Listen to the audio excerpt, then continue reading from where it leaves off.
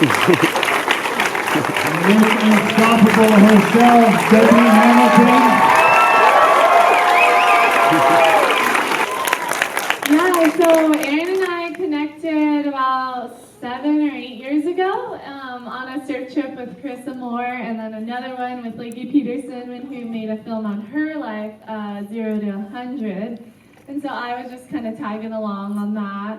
And he saw me surfing and he's like, oh my gosh, we need to do something like a performance edit. So it was started off as just like a short film, like 10 minutes, just high performance action ripping. And I was like, anything to go on a surf trip. And it was kind of like, at that time too, I had just come off a long stretch of media for Soul Surfer.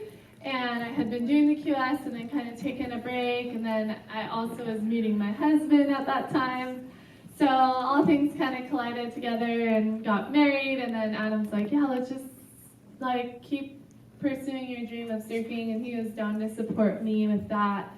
And he just knew that I wasn't done, so to say. Like I was so young, so it wasn't like I was done, you know.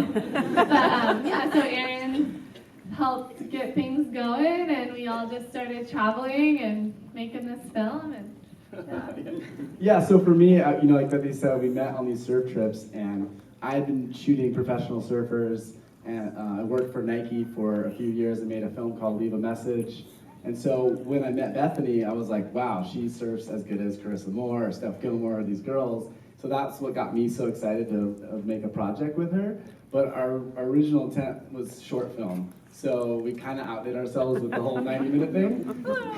But it was such a fun process to kind of get to know her and then Adam and follow their journey and really like take her story and evolve it, right? Because a lot of you guys might know her story from Soul Surfer or from her book, but now you kind of get this bigger journey and insight into the struggles and how she overcomes and how she's kind of become a mom and this incredible athlete. So yeah, so for me, it's just been a really fun journey to kind of be a fly on the wall and get to just tell the story for you guys all to see. Yeah. So, and I just want to let you guys know, I just found this out that Aaron has no like formal training or like education for filmmaking, and look what they created. Isn't that crazy? Amazing. So I know like they've been traveling the world filming, and I know they've had some adventures along the way. So I just want to ask you guys, like, what type of stuff? Like Aaron, you've been in the water filming. Did you guys might have gotten some stuff stolen along the way? Like just crazy stuff that happened. Can you guys share with the crowd just some stuff that happened along your adventures?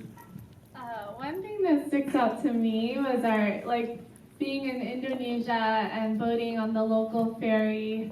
For like 12 hours, and we were in kind of like they're sleeping with cockroaches and like a lot of cigarette smoke and like just full immersion in the kind of culture there, and that was really intense kind of. But then we scored like a super good swell at macaroni, so that was super cool. And just kind of also figuring out life as a mom kind of was crazy, and yeah, bringing Tobias along everywhere. He's such a trooper of a traveler, and now we have 2, and Wesley's like not a trooper of a traveler.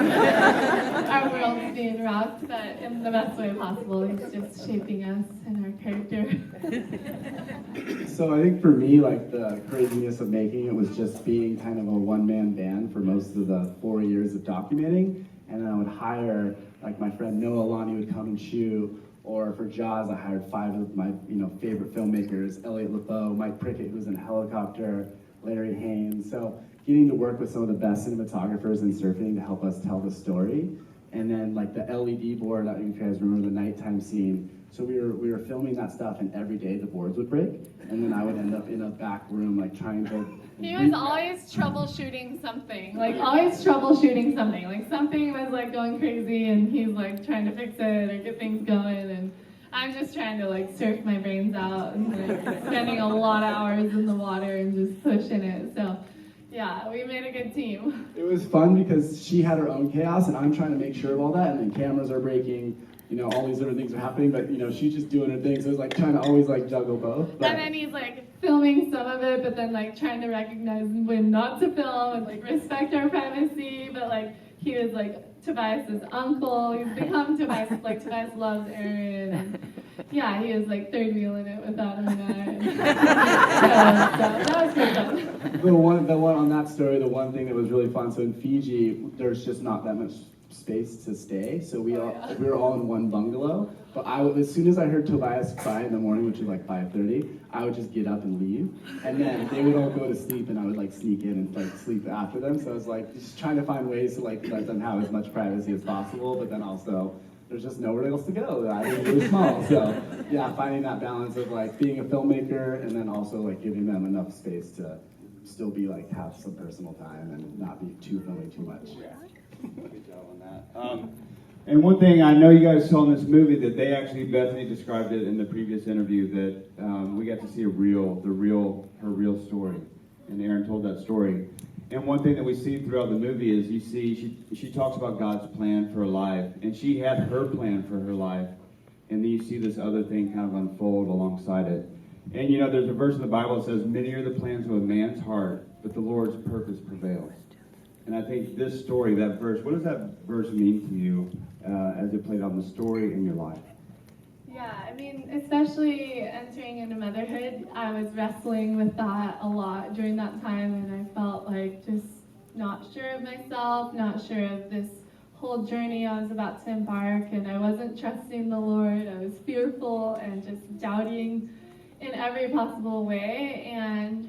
But then once I birthed that beautiful, healthy little boy, like I realized everything I was feeling was just kind of me just being really selfish and kind of believing almost like a lie, so to say. So I loved being able to share that because I'm not perfect and none of us are. And, we've named the film Unstoppable, and I'm not like, the superhuman, I'm like completely unstoppable. I have my struggles and ups and downs, and we all do. And so it's finding our strength and our ability to overcome. And for me, it's been my faith in God and my love for surfing, which I believe God gave me that love for surfing, and just kind of finding balance in life of like working hard, but slowing down too, and just kind of doing the best with what you've got and being willing to try too. And so it's really exciting to have this film here today. I never thought I would have 2 films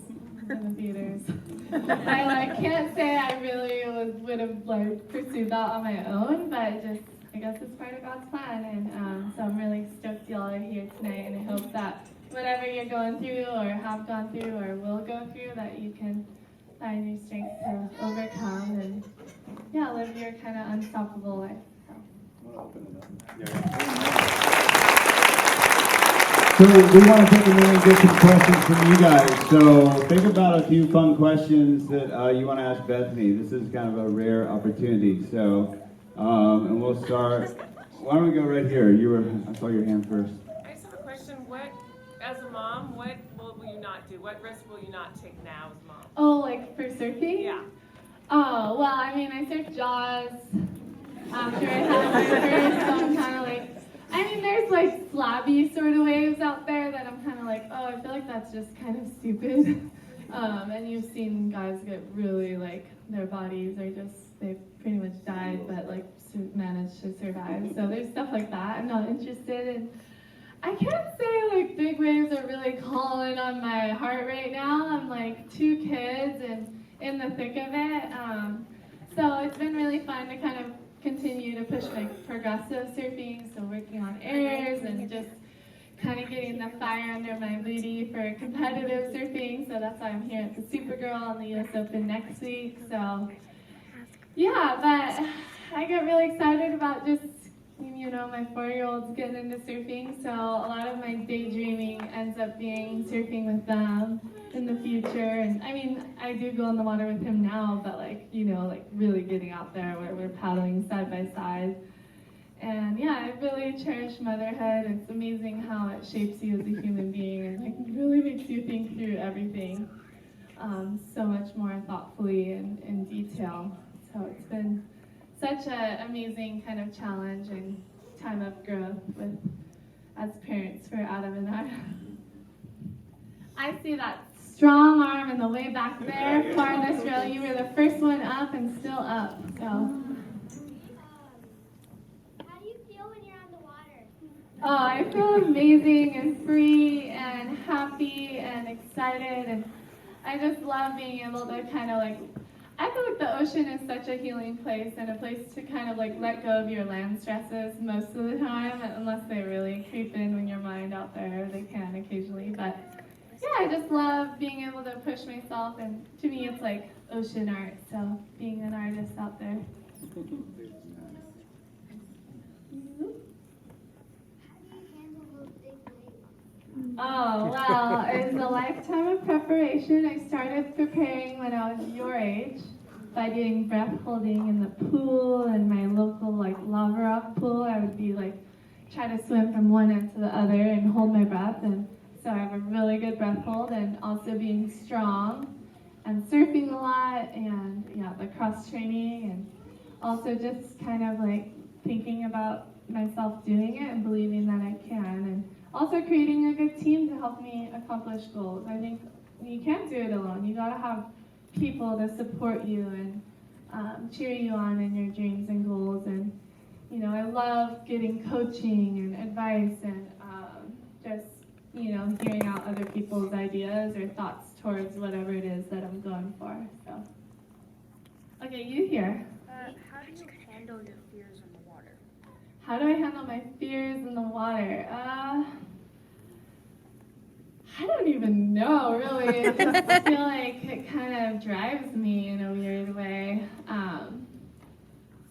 But You're smiling at jobs. yeah, I'm like weird. I like smile on huge waves. So I don't know. I think my fear in a weird way drives me to keep going for it and going at it. And yeah, I just need to learn how to deal with the like jitters in competition, because I had like major jitters yesterday in the contest. I just like could not control my like.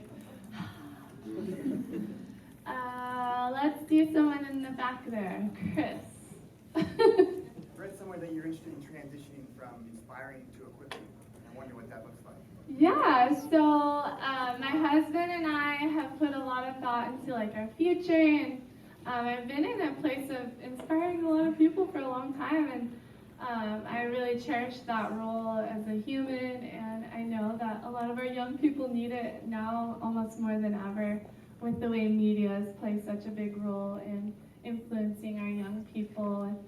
So I'm welcoming old people in our Unstoppable Year too. But so we are creating an online course called The Unstoppable Year, and it will be with me and other people that I bring along in for advice, and kind of just talking about the challenges of life, and just tackling a lot of the issues we're facing as humans, and how to live our life unstoppable. And let me think, what are we talking about? Like slowing, to me, like a big thing is just slowing ourselves down. We live in this life of like fast paced, go, and like there's no time to even stop and breathe. And even like young kids are in this fast paced life, and like how are they going to be able to like deal with their thoughts and struggles and problems when they come their way if they don't even have time to stop and breathe and think, or like have a moment to be bored. And I'm really passionate for young people and just encouraging and inspiring. So the Unstoppable Year will be like really close and personal with me, and I'll be doing like live Q&As each month, and we'll be tackling different subjects. Now that I'm on the spot, I like forget all my subjects, but I have it all like written down and like organized. And but I promise you, it's gonna be awesome. And I think it's gonna be a year that's gonna even challenge myself and leave everyone like, kind of like hopefully leading a new life like by the end of the year course. And so that's kind of like my new kind of one thing I'm working at. So yeah, you can check it out at BethanyHamilton.com if you're interested. Okay, we have time for 2 more questions. How about you, little boy with the striped shirt? What was it like when you dropped in on the big Jaws wave? That was crazy. It was like the longest drop ever. You just felt like you were forever dropping in. Like the whole wave was a drop. And it was just thrilling and terrifying and just amazing. And gosh, the ocean is so incredible. So yeah, I loved every second of it. And also had a lot of like adrenaline fear rushing at the same time. So it was like such a bizarre feeling, kind of. That's awesome. Oh yeah, I'm gonna go with the lady there on the right. Oh, thanks. Have you accomplished everything surf-wise that you want to do? Is there anything surfing that? Oh, yeah, I mean, I think there's a lot of like competitive goals I could still accomplish. So yeah, that's why I've been doing the Super Bowl and this Open, and yeah, I think competitive surfing is its own kind of ball game. Like tackling in the ocean in 20-25 minutes is a really tough challenge. So being able to like kind of hone in on the like ocean environment that you get in that moment and like maximize is such a challenge. So I'm excited for this coming week. And I'm continually working on airs, especially lately. And yeah, I just got back from Texas last week working on airs. I like love that place. It's so fun. It's actually like a really rad surf trip if you guys haven't been there and like are looking for a surf trip. So yeah, thank you guys so much. Well, let's give them another round of applause. They did an amazing job. Yeah. We're gonna